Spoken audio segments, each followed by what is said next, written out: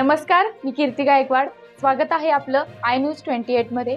चला तर मग जाणून घेऊयात महाराष्ट्रातल्या ताज्या घडामोडी. पालघरमधील लोकांचा मोठ्या प्रमाणात शिंदे गटात पक्षप्रवेश. पालघरमधील मीरा भाईंदर महानगरपालिका मध्ये काम करत असलेल्या कर्मचारी यांनी महाराष्ट्र राज्य गुमस्ता माथाडी ट्रान्सपोर्ट आणि जनरल कामगार युनियनच्या पदाधिकारी यांसोबत मुंबई पालकमंत्री व शिंदे गटाचे नेते दीपक केसरकर, गजानन कीर्तीकर, किरण पावसकर ह्याच्या समक्ष सुमन तारी, उमेश कुलकर्णी व महेंद्र जाधव यांच्या मार्गदर्शनाखाली शिंदे गटात प्रवेश केला. त्यावेळी महेश पाटील यांची मीरा भाईंदर युनिट अध्यक्षपदी निवड करण्यात. वार्ताहर शुभम पाटील, पालघर. तालुका ब्युरो रिपोर्ट.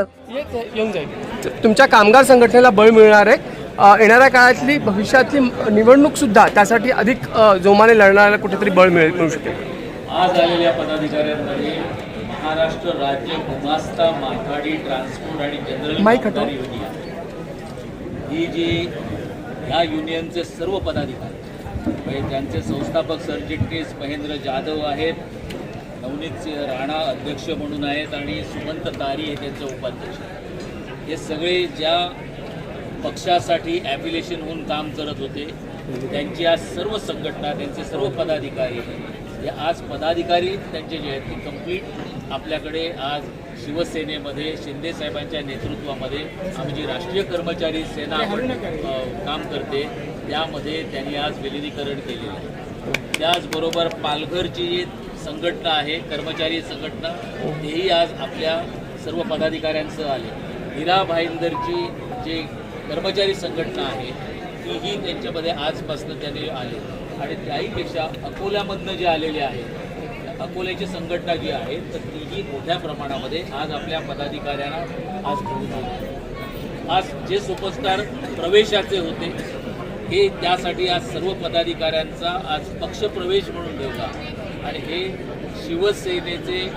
शिवसेनेच्या नियमानुसार आणि मुख्य नेते एकनाथ शिंदे साहेबांच्या मार्गदर्शनाखाली राष्ट्रीय कर्मचारी सेनेमधलं एक अंगप्रवेश यापुढे काम करतील यासाठी आजचा हा पक्षप्रवेश सर. आदरणीय मुख्यमंत्री असतील आणि कोणी मंत्रिमंडळातले त्यांचे सहकारी असतील, आम्हाला हजारो लोक रोज भेटत असतात. अनेक लोक आमच्यावर फोटो काढत असतात आणि ते फोटो काढल्यानंतर ते व्हायरलसुद्धा करत असतात, इंटरनेटवर सांगत असतात. प्रत्येकाला एक अभिमान असतो की आपण राज्याच्या प्रमुखाला भेटतो.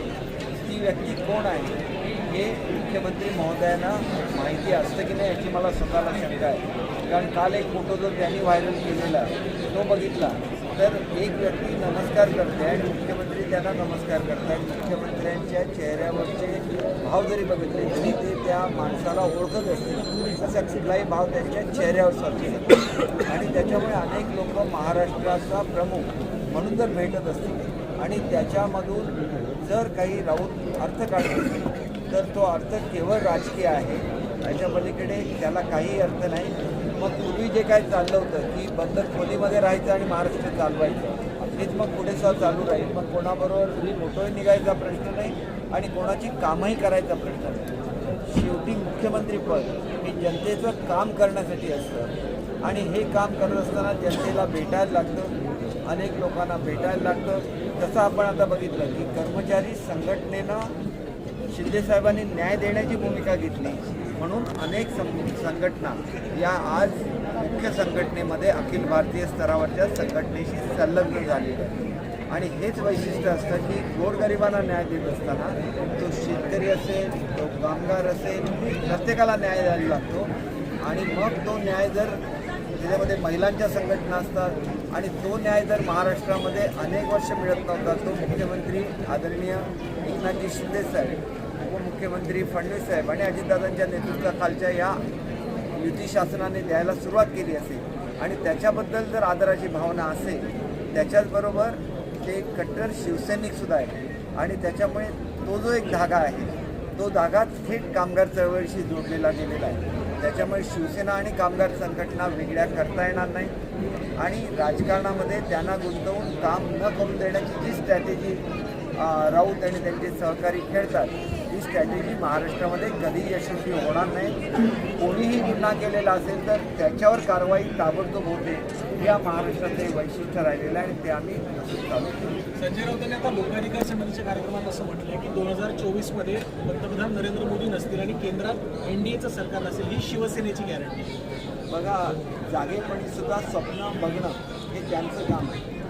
काम करणं, दिवस रात्र लोकांसाठी काम करणं हे मोदी साहेबांचं काम आहे. आणि त्याच्यामुळे केवळ भारतातील सर्वाधिक लोकप्रिय नेते नाही आहेत, तर जगामध्ये ज्यावेळेला सर्वे करण्यात आला की जगामध्ये सर्वात लोकप्रिय नेता कोण, तर त्याच्यामध्ये सुद्धा 1 नंबरला नरेंद्र मोदीजींचंच नाव आलेलं आहे. याचा सर्व भारतीयांना अभिमान आहे आणि त्याच्यामुळे आपला पक्ष टिकून राहावा म्हणून दुसऱ्यांच्या पायावर लोळण घालण्याची त्यांनी जी पद्धत सुरू केलेली आहे, याला कारणीभूत एकमेव श्री राऊत आहेत असं माझं स्वतःचा समज आहे. कारण यापूर्वीच्या काळात सुद्धा उद्धवजींना पुन्हा एकदा मोदी साहेबांबरोबर जायचं होतं, तसं ठरवून ते मुंबईवरून आले.